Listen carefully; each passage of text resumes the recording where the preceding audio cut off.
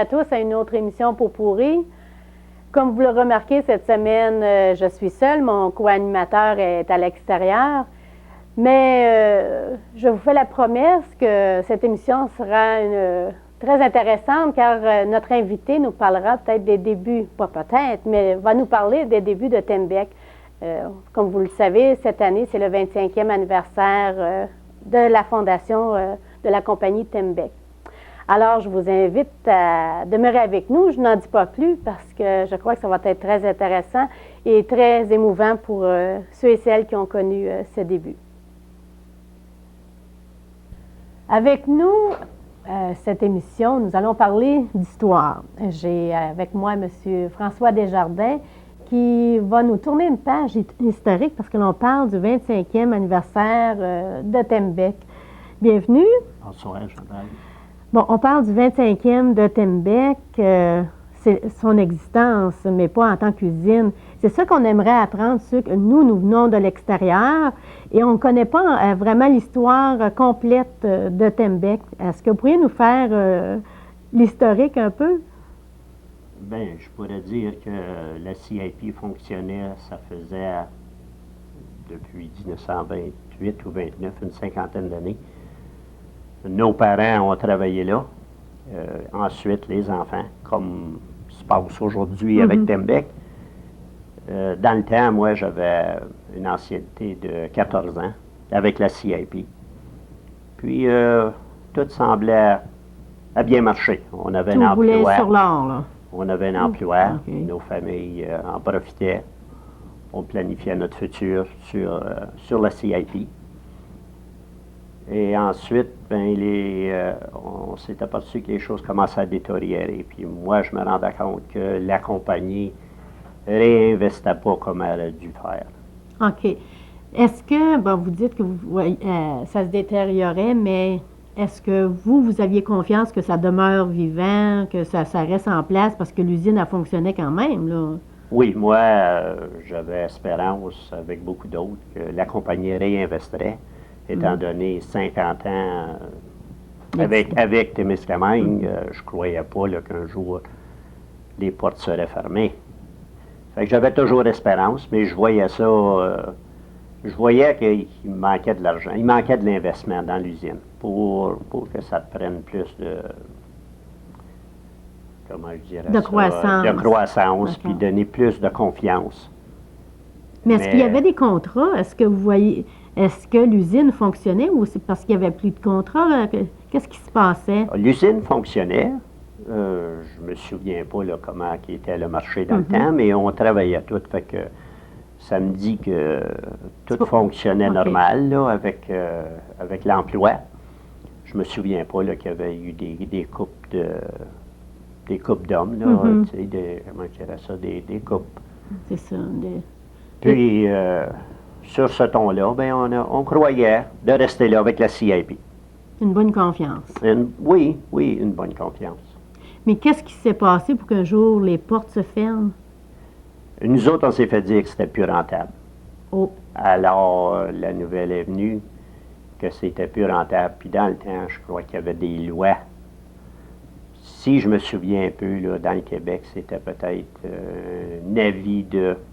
Il me semble que c'est 4 mois, là, je peux me tromper un peu, là, que tu pouvais fermer une usine puis dire c'est fini.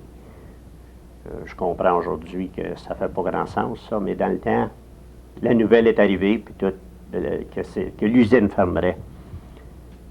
On ne croyait pas que c'était une bonne nouvelle. On était un peu déçus, puis même... un peu désarmés à ce qui survenait? Désarmés, puis pas même croyants. Plusieurs de nous autres ne croyaient pas que c'était vrai. Mais avec le temps, on s'est rendu compte que c'était vrai. Puis on voyait le monde partir de l'usine, là, puis il en a resté tout bien un ou deux. Puis dans le temps, il y avait combien d'employés avant que l'usine ferme, là, quand ça roulait là, tous les jours?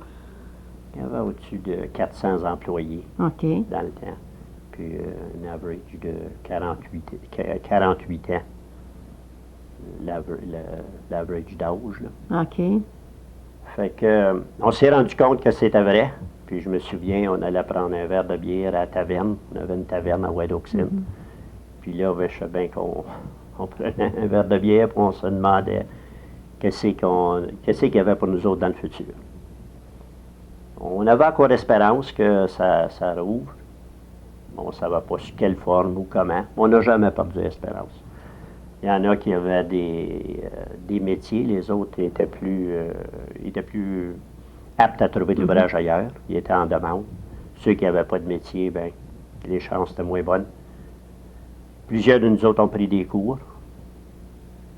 Dans le temps de Manpower, on n'avait pas autre chose à faire, alors on a pris des cours.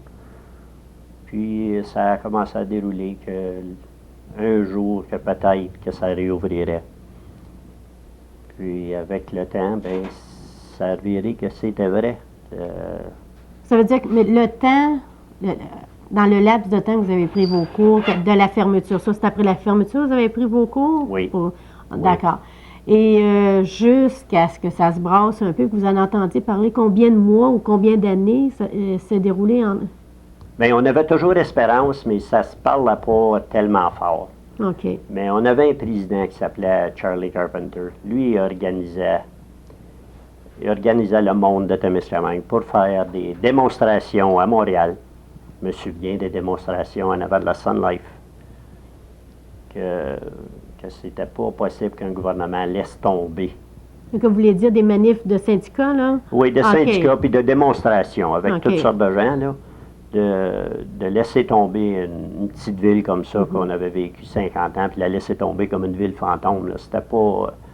ça s'acceptait pas, ça. Lui, il a organisé des grosses organisations. Même plusieurs personnes ont été en autobus à Montréal, faire des démonstrations en avant de la Sun Life. Je me souviens pas des dates, là, quand on a eu le mot qu'il y avait du monde intéressé.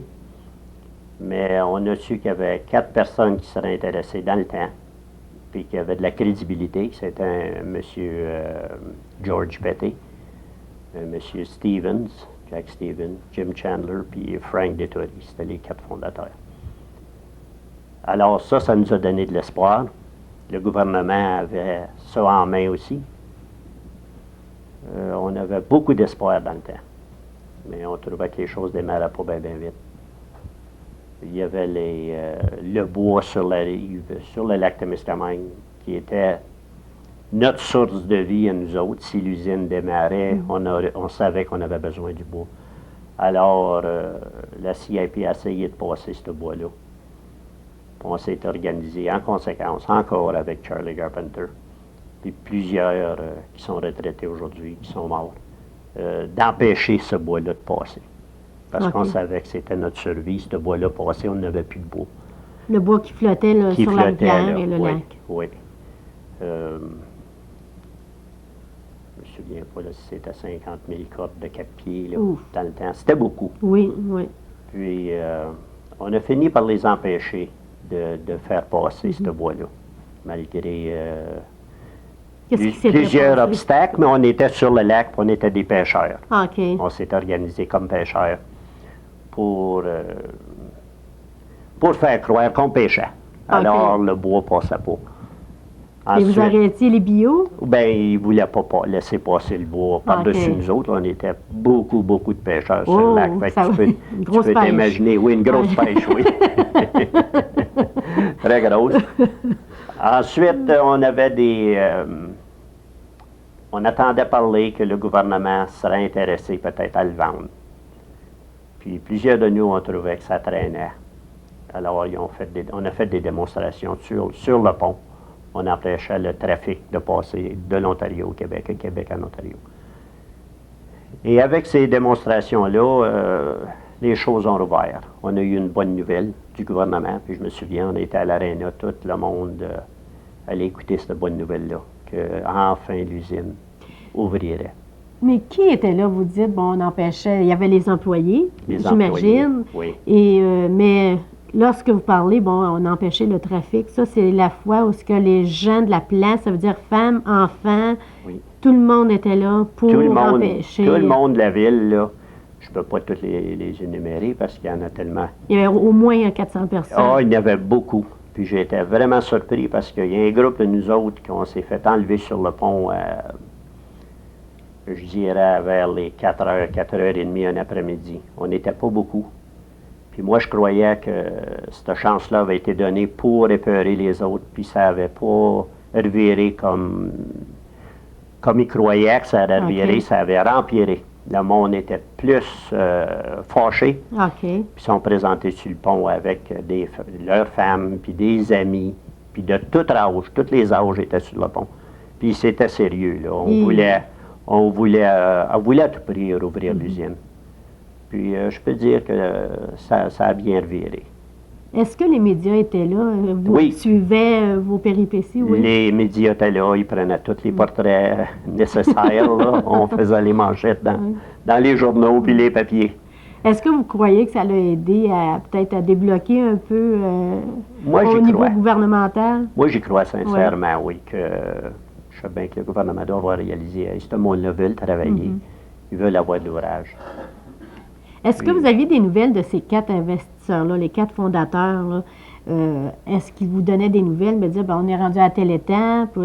Parce que vous me dites que vous étiez inquiet, vous trouviez que c'était là au niveau gouvernemental. Est-ce que eux vous expliquaient que c'était ça le problème aussi? Non, on n'a pas parlé aux 4 fondateurs. Je me souviens pas là, pour moi-même. Là. Mais je savais qu'ils étaient impliqués.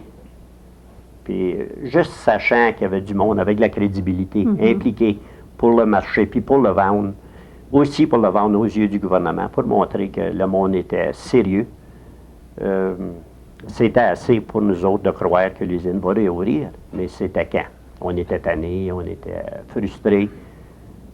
Alors on a pris ces démarches-là, puis finalement, la bonne nouvelle s'est prononcée, on rouvre, puis l'aventure commence.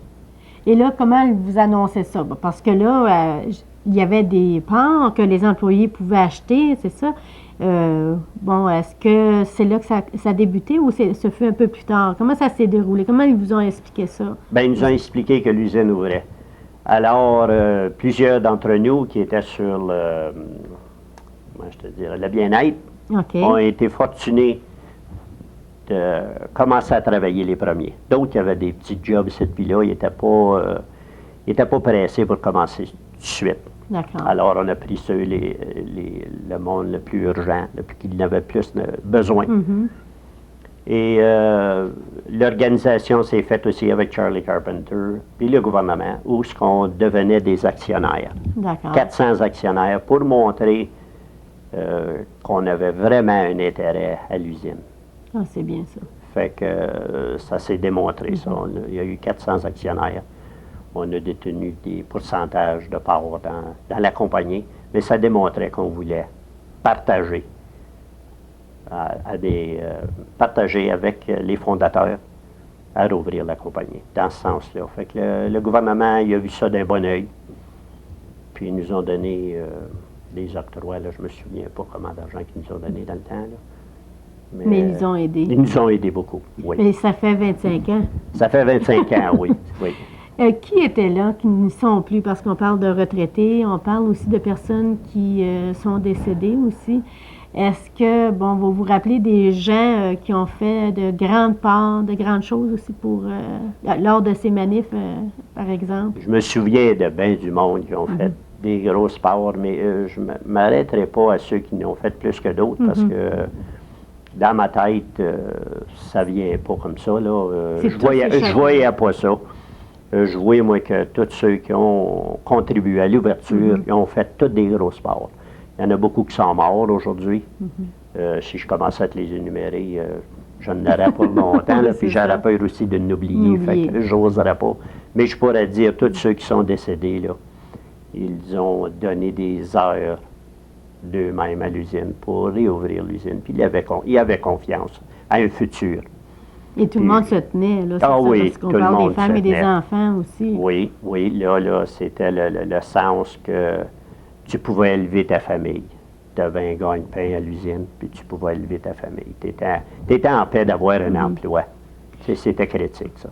Quel conseil donneriez-vous aux employés qui travaillent en ce moment, les plus jeunes, ceux qui n'ont pas connu ça il y a 25 ans, et qui ont certaines craintes quelquefois bon, que l'usine aille moins bien, qu'il y ait peut-être, étant donné que le marché joue beaucoup aussi, quel genre de conseils donneriez-vous?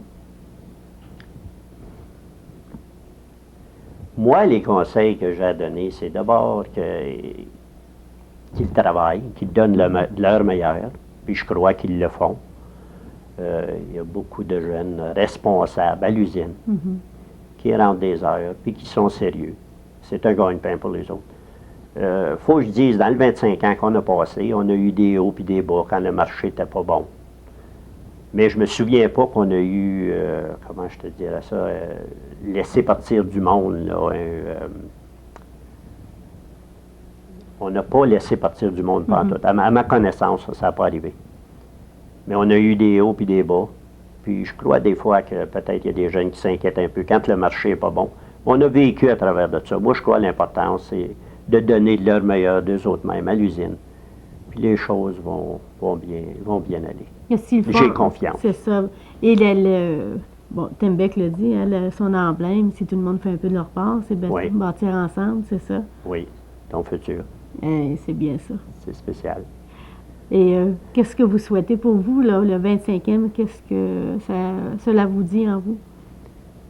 Moi, le 25e, il est spécial. C'est quelque chose dans le cœur là, que je vais vivre, là, puis que je vais apporter avec moi pour longtemps. Je suis moins émotionnel pour le 25 que je l'étais pour le 10e, parce que le 10e, il me semble que ça arrivait très vite. Puis on était plein de joie à court, là. C'était encore frais. Ça va nous autres, c'était frais, là. Là. Oui, puis c'était frais à cause juste 10 ans. Là, 25 ans,